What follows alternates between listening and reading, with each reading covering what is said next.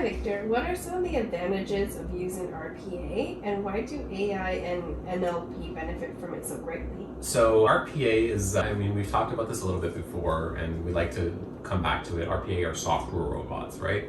So they tend to make repetitive, manual, time-consuming tasks much more easy for a system to handle. So imagine that you were doing a bunch of setup for a problem that you're trying to solve. And that setup, this can be across any industry, that setup required you to open several files, combine them in some weird kind of way, do some macro thing, or maybe even like in a spreadsheet, you're doing some pivot table stuff, you're looking at some of the results from those tables.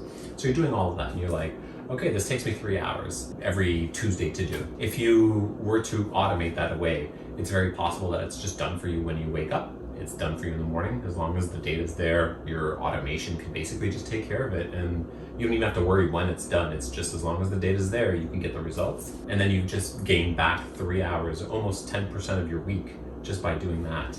So removing a lot of the pre-processing generally of work is a big deal in RPA. And that's something that helps a lot with AI and NLP because in most AI and NLP workloads, you're not getting the data in exactly the shape or I guess state that it needs to be. So you have to do some mangling and massaging and whatnot. So that's part of that pre-processing automation that RPA really handles well. You also have the sort of like opposite version of that, so you've done a bunch of AI and NLP, maybe you just actually outsource that to some other system that you bought or whatever, and now you're getting some results, but you're getting part of the final result that you need from that system, and then you have 3 or 4 other systems that are also feeding it.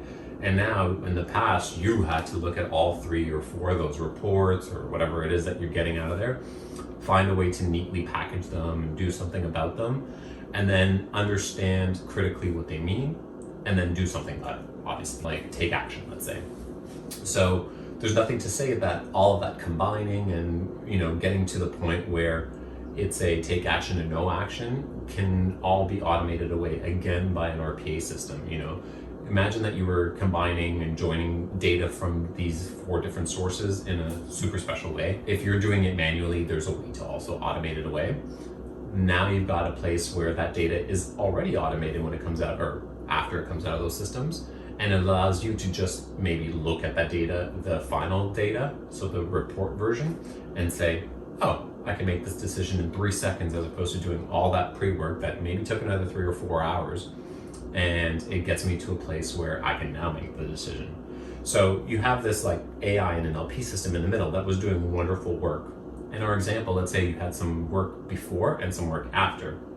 Again, fictitious, but we're saying 3 to 4 hours at the start, 3 to 4 hours at the end. You just saved yourself, 8 hours. That's maybe a full working day of your week that you've saved just by having that automation. And you have to think, what could I do with an extra work day every week, and your organization is also thinking of these things, which is why many organizations buy into AI, NLP, and RPA.